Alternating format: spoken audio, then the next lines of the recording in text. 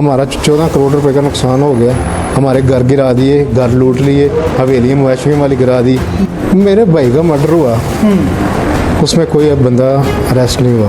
फिर बाद में मेरे दूसरे भाई का मर्डर हुआ, उसके बाद मेरे पे फायरिंग कर दी, हमारा पूरा घर तबाह कर दिया। मेरे साथ में एक ऑनेस्ट दोस्त था, हम बार बार 15 पे कॉल करते रहे कि हमारे घर लूट रहे हैं। मेरी सिस्टर थी इधर, मेरी वालदा थी, ठीक है, तो पुलिस वाले हमारी सुनते नहीं, जो उसको मार दिया, ठीक है।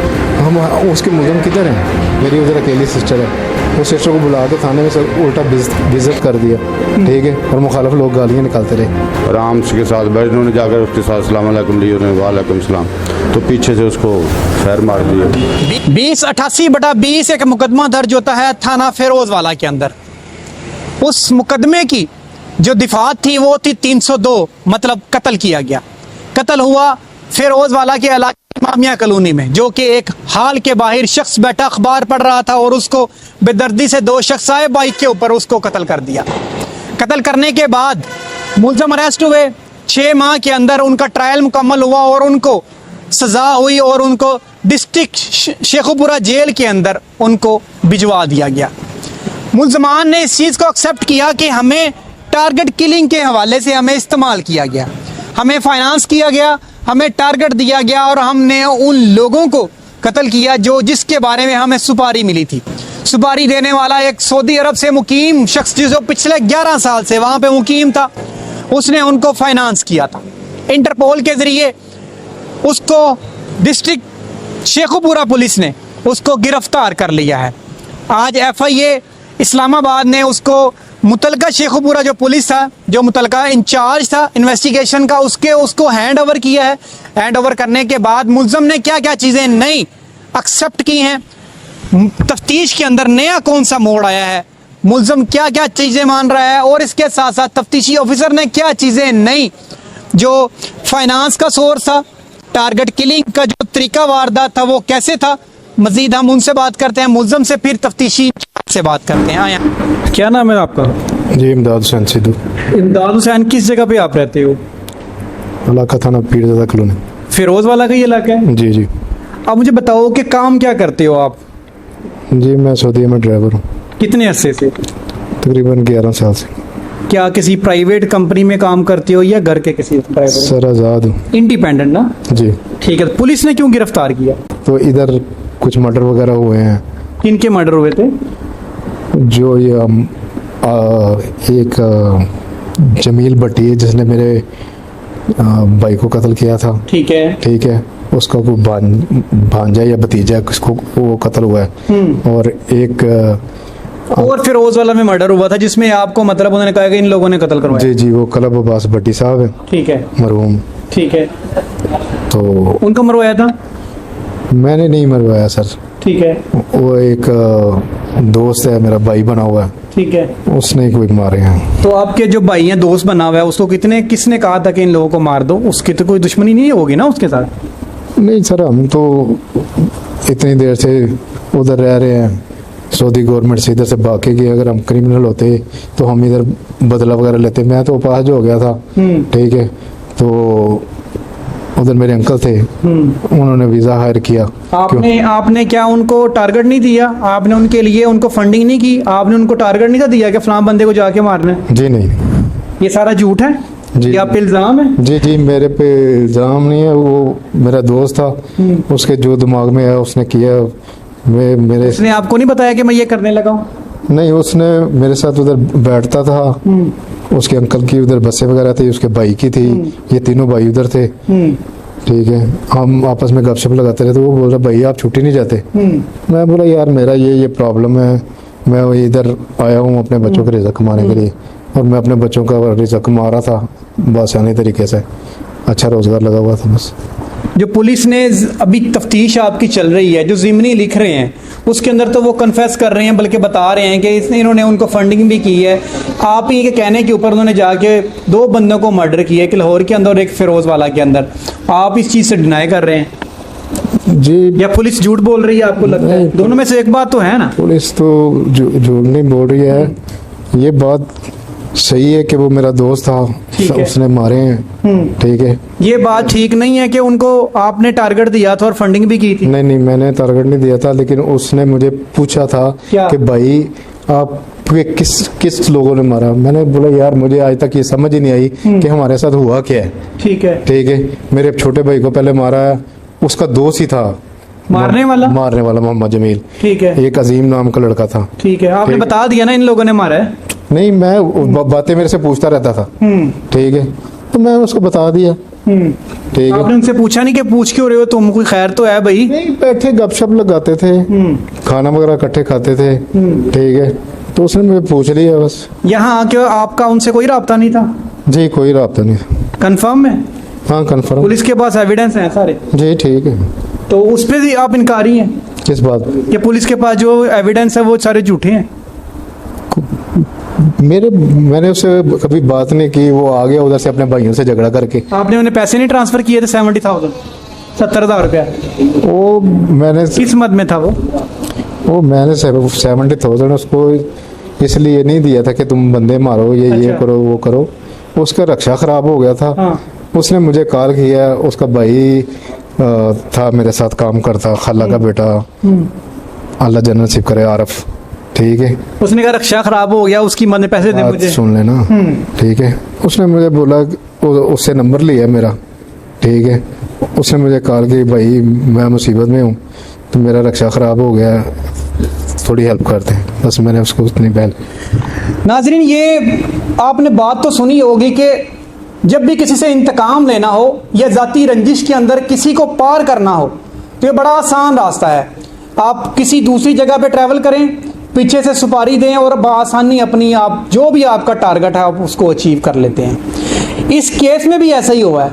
या सऊदी अरब में जाते हैं, वहाँ पे पिछले 10 साल से वहाँ पे मुकीम है, इसमें कोई दो राय नहीं है, इसमें झूठ भी नहीं है, ये वहीं पे रहते हैं।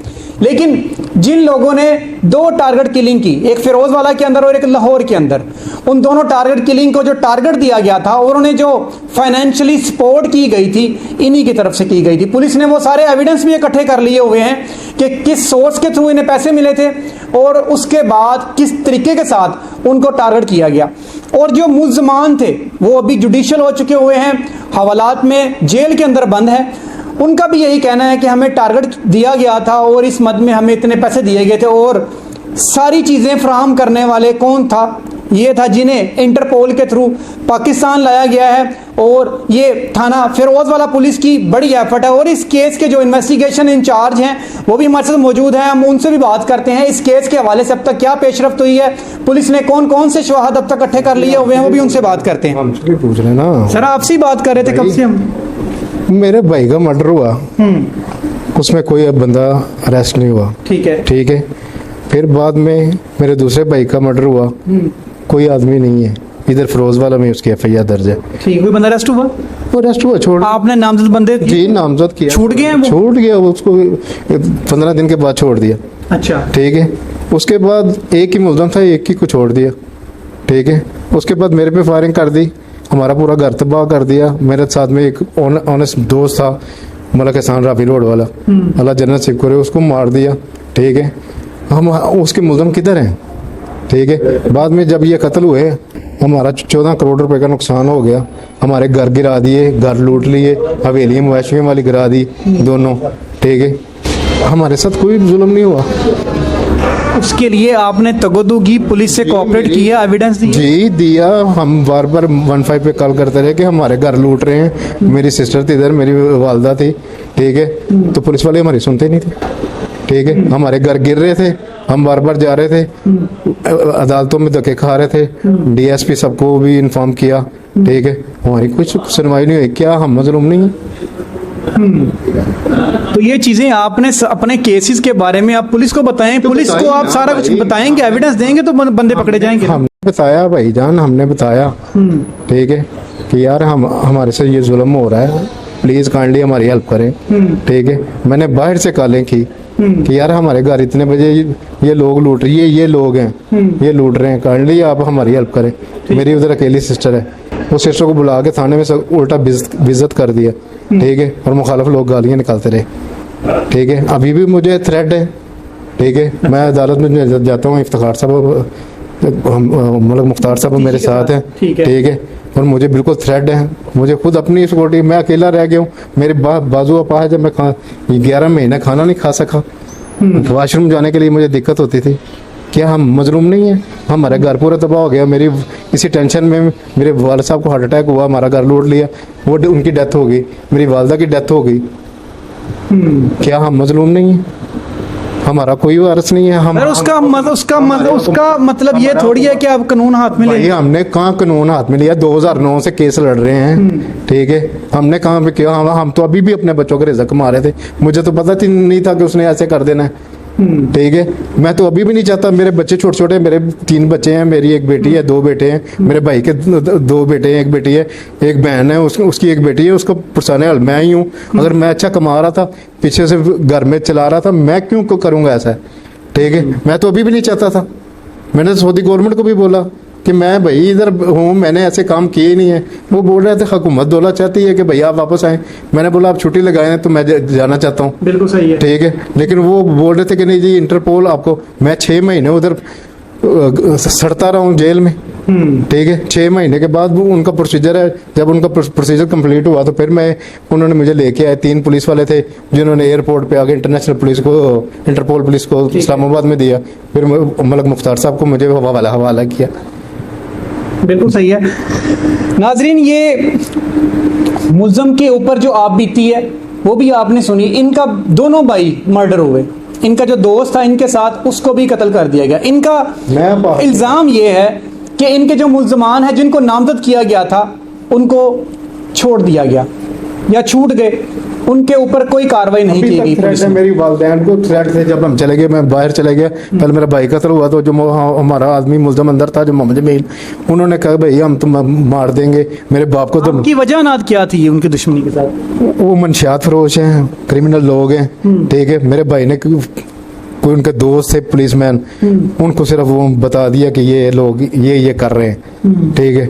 उस बना पे उन्होंने मेरे भाई को मारा, और दूसरे भाई को भी इसी चक्कर में मारा। मलक तलत साहब थे SHO, ठीक है, उन्होंने उनको दी कि आप इन्फॉर्मर हैं, इन्फॉर्मर की बना पे मारा। क्या ये गलत काम है किसी को बताना कि ये हमारे इलाके में ऐसा गंदा काम हो रहा है? अच्छा, मतलब आप कहते हैं कि सिर्फ आपने सिर्फ बताया पुलिस वालों को कि यार ये यहाँ पे मनशियात भाइयों ने ऐसे किया, इसी वजह से मरे, लेकिन मेरे भाइयों को ऐसा नहीं करना चाहिए था।